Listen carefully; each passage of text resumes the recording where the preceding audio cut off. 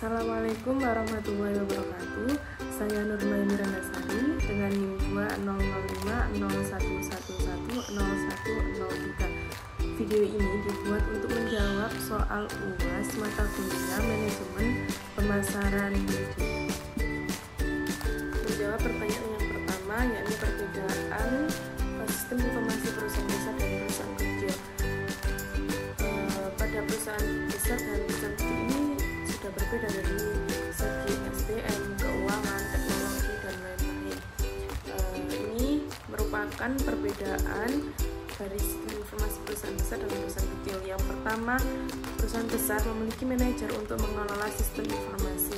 Hal ini dilakukan oleh perusahaan karena SDM pada perusahaan besar ini telah memadai dan mempunyai struktur organisasi yang jelas dan tertata, sehingga dalam membagi tugas pun sesuai dengan keahlian seseorang. Berbeda dengan perusahaan kecil atau UKM, tidak memiliki manajer untuk mengelola sistem informasi atau dilakukan sendiri. Hal ini karena kurangnya SDM yang tidak memadai dan belum mempunyai struktur organisasi yang jelas, sehingga seseorang bisa menangani segala pekerjaan. Perbedaan yang kedua, sistem informasi yang digunakan oleh perusahaan besar menggunakan teknologi yang modern dan up-to-date. Hal ini akan mempermudah perusahaan untuk memperoleh informasi dengan cepat tentunya. Berbeda dengan perusahaan kecil, sistem informasi masih menggunakan teknologi sederhana. Menurut Maksud 2003, beliau mengatakan teknologi merupakan penyelamat bagi UKM karena memberikan peralatan yang dibutuhkan karena untuk operasional dan manajemen. Perbedaan yang ketiga, sistem informasi pada perusahaan besar menggunakan penjualan yang menggunakan database. Jadi seperti stok barang, data pelanggan, data keuangan, semua tersimpan pada database. Database ini sangat aman dan kemungkinan kecil juga untuk perusahaan kecil. Sistem informasi penjualan masih menggunakan cara manual seperti pembukuan dan lain-lain. Perbedaan yang keempat, perusahaan besar menggunakan sistem intelijen pemasaran profesional. Dari segi keuangan perusahaan besar yang memadai, hal ini dilakukan, intelijen pemasaran profesional ini dilakukan seperti membaca buku, bertemu atau meeting dengan manajer perusahaan, melakukan kunjungan ke perusahaan lain untuk menganalisis hal-hal yang lebih dari perusahaan mereka, kemudian berdiskusi dengan pelanggan, pemasok, distributor, dan lain-lain.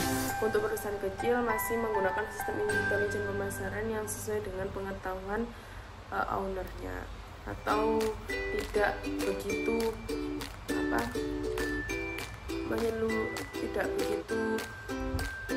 menyeluruh seperti perusahaan besar.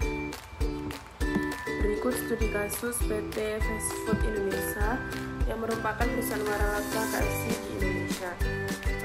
PT ini atau perusahaan ini menggunakan sistem informasi yang berbasis IT. Yang pertama menggunakan OSS atau Operating Support System yang terdiri sistem transaksi processing system, yakni transaksi KFC mempunyai jaringan komputer yang terintegrasi dengan customer yang menyediakan informasi-informasi tentang pemesanan.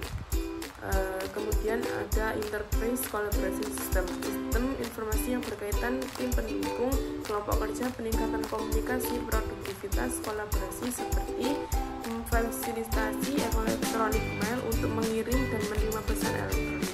Kemudian ada Process Control System, sistem yang menyediakan aplikasi pendukung store manager untuk melakukan business forecasting, inventory management, human resource management, dan tersambung langsung dengan kantor pusat. Kemudian sistem informasi yang kedua ada MSS atau Management Support System. Manajemen informasi sistem ini terdiri dari MES atau Manajemen Informasi Sistem, sistem yang memberikan informasi berbentuk laporan dan tampilan untuk para manajer dan profesional bisnis. Kemudian ada decision support system, yakni sistem yang memberikan dukungan komputer secara langsung kepada manajer dalam pengambilan keputusan seperti menentukan banyaknya produk yang diproduksi yang didasarkan pada perkiraan penjualan, lokasi, dan bahan baku. Kemudian ada informasi reporting system, yakni menyediakan informasi produk dengan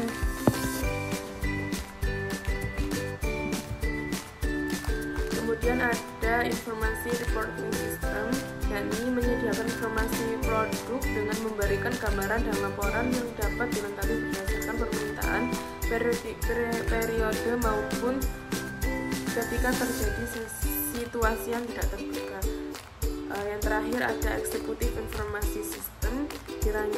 Sistem ini dirancang untuk mengakses dengan mudah dan cepat informasi selektif tentang faktor eksklusif dalam menjalankan tujuan strategi bagi manajemen. Pada perusahaan berskala besar mengaplikasikan seluruh sistem informasi yang dibutuhkan dalam perusahaan, seperti sistem informasi manajemen, eksekutif, akuntansi, SDM, keuangan, pemasaran, dan lain-lain. Hal tersebut dilakukan oleh perusahaan besar untuk menunjang kemajuan perusahaan ke depannya, sehingga perusahaan lebih maju. Tetapi untuk perusahaan kecil tidak menerapkan semua sistem informasi ini, karena perusahaan kecil hanya membutuhkan beberapa sistem saja, seperti sistem SDM, pemasaran, keuangan.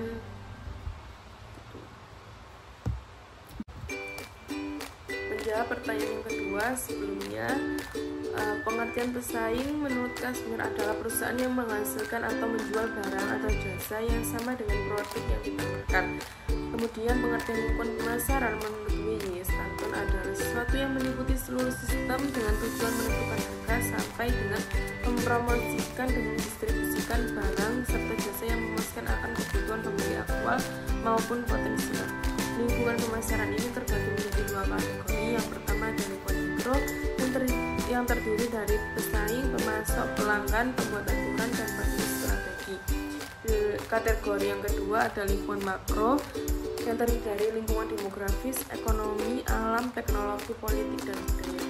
Berikut cara mengidentifikasi pesaing usaha. Yang pertama, kita bisa menentukan siapa pesaing-pesaing kita. Yang kedua, mempelajari produk dan layanan yang ditawarkan oleh para pesaing. Yang ketiga, mempelajari strategi penjualan para pesaing. Yang keempat, menganalisis bagaimana para pesaing ini memasarkan produk dan layanan mereka.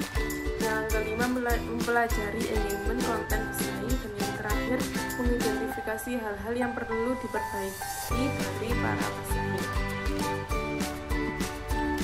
Kemudian cara mengidentifikasi pesaing usaha berdasarkan lingkungan pemasaran bisa melakukan beberapa hal setelah ini. Yang pertama, kita bisa melihat dan membaca kebutuhan lingkungan. Contohnya, di lingkungan sekitar kita belum tersedia atau tidak ada orang yang menjual ikan, maka kita bisa masuk untuk menjual ikan sehingga kebutuhan di lingkungan tersebut itu bisa terpenuhi. Yang kedua, mencari dan menentukan tempat yang strategis dalam membangun bisnis yang akan didirikan. Kemudian yang ketiga, kita harus bisa melihat pesaing atau kompetitor yang ada di lingkungan tersebut. Apabila sudah banyak yang membuka usaha yang akan kita dirikan, maka kita bisa berpindah tempat agar tidak terlalu dekat dengan kompetitor. Kemudian ada beberapa langkah-langkah dalam mengidentifikasi persaingan pada pasar online. Yang pertama, mengidentifikasi pesaing utama dengan menanyakan WWH atau what, who, how untuk mengerti jenis produk dan keunggulan pesaing. Yang kedua, menentukan tujuan dengan menggunakan identifikasi SWOT, mempersiapkan langkah-langkah sebelum masuk pasar baru, dan meningkatkan kualitas produk berdasarkan perbandingan produk yang serupa dengan pesaing.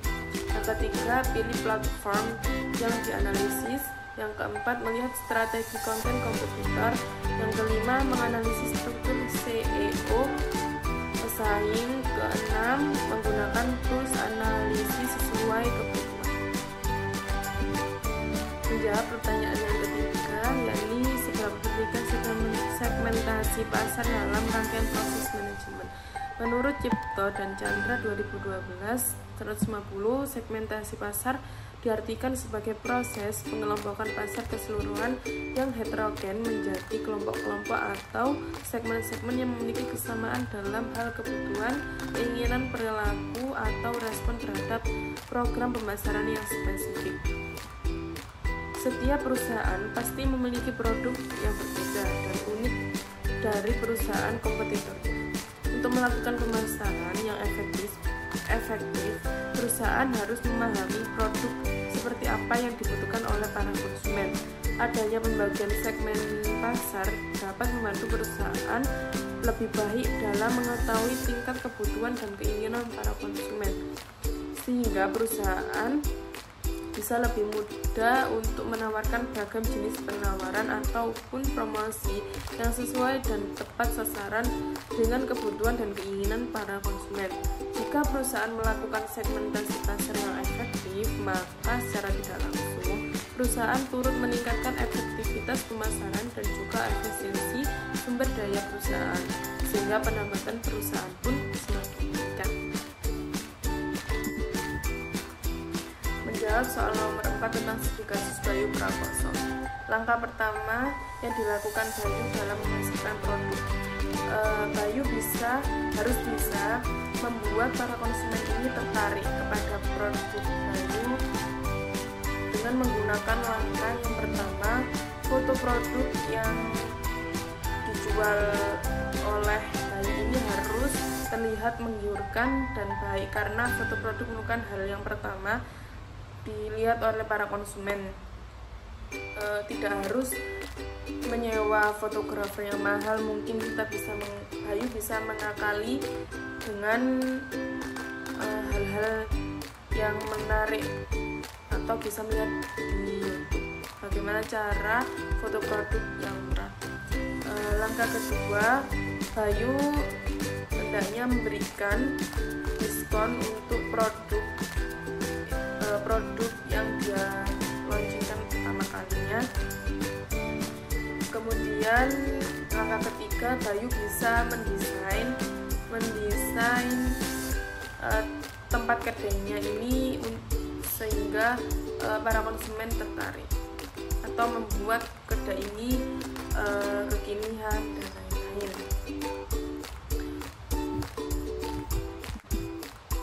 Langkah keempat, Bayu bisa menggunakan atau memanfaatkan media sosial, meskipun itu dimulai dengan yang sederhana seperti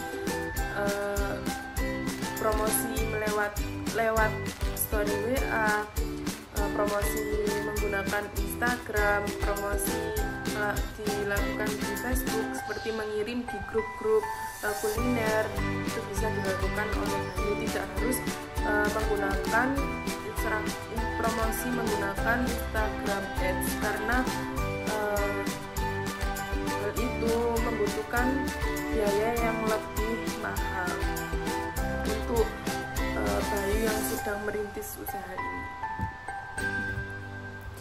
Kemudian bagaimana cara Bayu menentukan segmen dan target pasar? Yakni Bayu bisa melakukan langkah-langkah berikut, seperti menentukan kebutuhan pokok atau basic need dari para pembeli yang akan dilayani. Yang kedua, menentukan kelompok pembeli yang akan dijadikan sasaran penjualannya. Yang ketiga, menentukan produk dan program pemasaran. Yang keempat, mengadakan penelitian pada konsumen untuk mengukur, menilai, dan menafsirkan keinginan-keinginan dari para konsumen serta sikap perilaku para konsumen.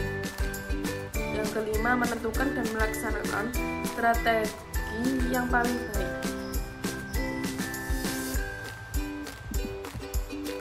Saran Bayu dalam menjalankan kedai kedepannya, Bayu harus menjadi orang yang kreatif dan inovatif.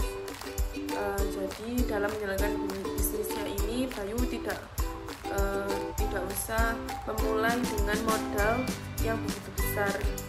Bayu harus bisa memanfaatkan hal-hal yang ada di sekitarnya terlebih dahulu, seperti melakukan promosi melalui media sosial yang dia punya, kemudian melakukan promosi dari mulut ke mulut.